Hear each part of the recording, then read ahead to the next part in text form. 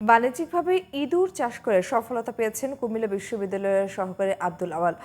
শিক্ষার্থীদের গবেষণার পাশাপাশি দেশের বিভিন্ন জায়গায় বিক্রি হচ্ছে তার খামারে উৎপাদিত ইঁদুর। ওষুধ উৎপাদনে গবেষণার কাজে ব্যবহার ছাড়াও বাড়িতে পালনের কাজে ব্যবহার করা হচ্ছে ইঁদুর। কুমিল্লা থেকে মহিতন ভুঁইয়ের রিপোর্ট, জানাচ্ছেন কিরণ মোস্তফা।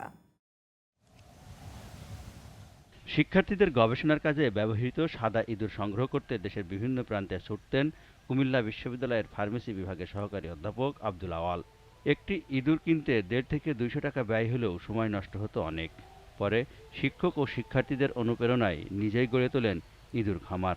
রিসার্চের শিক্ষার্থীদের মাইসের প্রয়োজন হইতেছে, ইমিডিয়েটলি অনেক প্রয়োজন। কারণ আমাকে বলতে সংগ্রহ করার জন্য আমি জাহাঙ্গীরনগর ইউনিভার্সিটিতে ফোন দিয়েছিলাম, এখানে সংকট।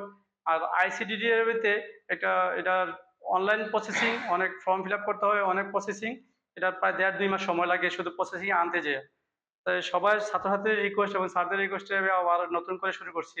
বর্তমানে তার খামারের ইঁদুর দিয়ে গবেষণার কাজ করছেন বিশ্ববিদ্যালয়ের শিক্ষার্থীরা।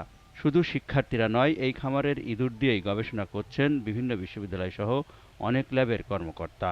এই ইঁদুরগুলোর উপর বিভিন্ন ওষুধ প্রয়োগ করে পার্শ্ব প্রতিক্রিয়া সহ ওদের বডিতে কী ধরনের প্রতিক্রিয়া দেখাচ্ছে আমরা সেটা বুঝার চেষ্টা করি। ভার্সিটির মধ্যে থেকে এমন একটি উদ্যোগ আসলে প্রশংসনীয়। সরকারি উদ্যোগে এটা যদি শুরু হয় তাহলে আমাদের জন্য এটা খুবই উপকৃত হবে।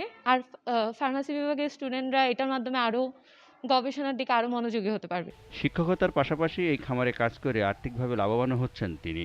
ওষুধ প্রযুক্তির যে গবেষণা খাতা পুরাটাই সুইস অ্যালবুমিন মাইসের উপর দিয়ে প্রয়োগ করা হয় আর কি। যে কোনো ওষুধের প্রয়োগ এটার উপরে, মানুষের উপর না করে আমরা ইঁদুরের উপরে প্রয়োগ করি আর কি। মানবদেহে ওষুধ প্রয়োগের আগে তা পরীক্ষামূলকভাবে ইঁদুরের শরীরে প্রয়োগ করেন গবেষকরা। সহনীয় মাত্রায় প্রয়োগ করে পর্যবেক্ষণের পর নিয়মতান্ত্রিকভাবেই ওষুধ তৈরি করে ওষুধ কোম্পানিগুলো। কিরণ মোস্তফা, জিটিভি নিউজ।